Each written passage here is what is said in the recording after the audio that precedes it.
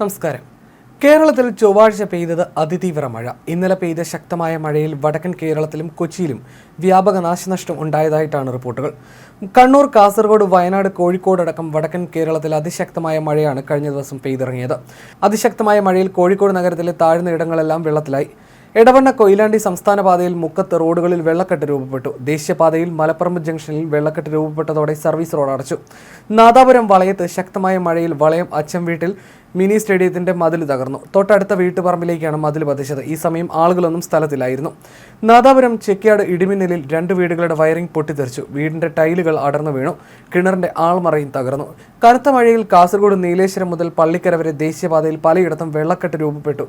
പെരിയയിൽ കേന്ദ്ര സർവകലാശാലയ്ക്ക് അടുത്ത് കണ്ണൂരിൽ നിന്നും മംഗലാപുരത്തേക്ക് പോകുന്ന ബസ് താഴ്ന്നു. കാലിക്കടവ് നീലേശ്വരം ടൗണിൽ വെള്ളം കയറി.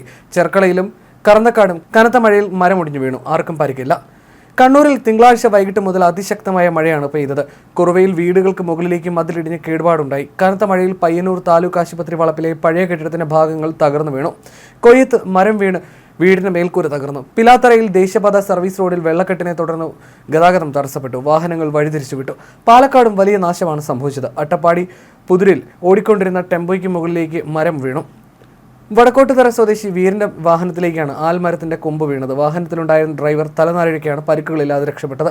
അട്ടപ്പാടി ചുരത്തിൽ കനത്ത മഴയിൽ മണ്ണിടിഞ്ഞു. ചുരത്തിലെ 8-ാം വളവിനും 9-ാം വളവിനും ഇടയിലാണ് മണ്ണിടിഞ്ഞത്. വയനാട്ടിൽ പുലർച്ചെ മുതൽ ഇടവിട്ട് മഴ പെയ്തു. ഇവിടെയും റെഡ് അലർട്ട് പ്രഖ്യാപിച്ചിരിക്കുകയാണ്. അതേസമയം മഴക്കെടുതികൾ എവിടെയും റിപ്പോർട്ട് ചെയ്തിട്ടില്ലെങ്കിലും ജില്ലയിലെ വിനോദസഞ്ചാര കേന്ദ്രങ്ങളിൽ നിയന്ത്രണം ഏർപ്പെടുത്തി.